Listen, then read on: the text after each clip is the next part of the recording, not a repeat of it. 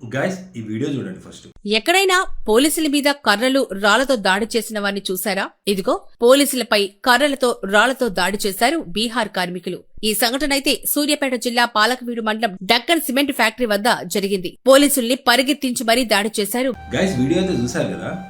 ఇది వచ్చేసి ఈ దారుణం వచ్చేసి సూర్యాపేటలో జరిగింది.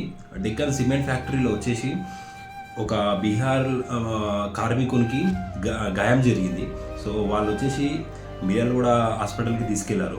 మధ్యలో వచ్చేసి ఆయన ట్రీట్మెంట్ తీసుకుంటూనే అతను చనిపోయాడు.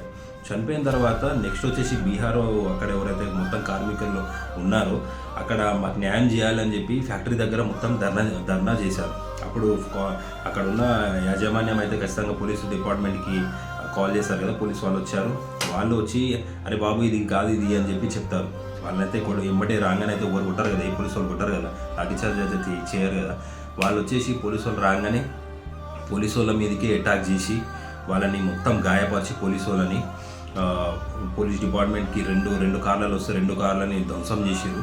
నిజంగా ఈ యూపీ నుంచి వచ్చి బీహార్ నుంచి వచ్చి నిజంగా ఈ బీహార్ వాళ్ళు నిజంగా ఎంత దారుణానికి చోటు చేసుకున్నారు. అసలు నిజంగా ఎంత డేర్ ఉంటే అది జరుగుతుంది.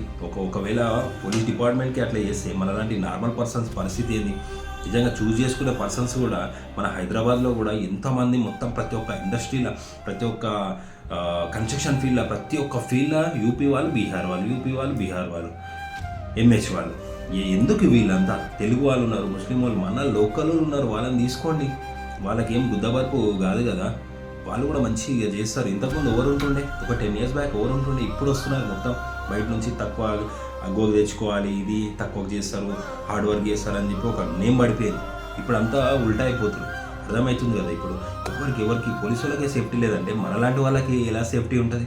అందుకోసం ఒక్కసారి పెట్టుకునే ముందు ఒకసారి ఆలోచించండి. మీకు తెలుగు వాళ్ళకు ఒకవేళ ముస్లిం వాళ్ళకు మన లోకల్ వాళ్ళకు ఉంటే వాళ్ళకి బాండ్ రాపించుకొని ఖచ్చితంగా ఒకరికి గట్టిగా వేసిరు అనుకో, వాళ్ళు కూడా మంచిగా వేస్తారు కదా. దారుణంగా కొట్టారు పాపం మన పోలీసు డిపార్ట్మెంట్ వాళ్ళని. ఖచ్చితంగా మనము పోలీసు వాళ్ళకు కూడా సపోర్ట్ చేయాలి. మన వంతు నిజంగా చెప్తున్నాం కదా. మన పోలీసు వాళ్ళని కొట్టుడు ఏంది? లంజోడుకులు, ఎక్కడి నుంచో బతకనికి వచ్చిన లంజోడుకులు.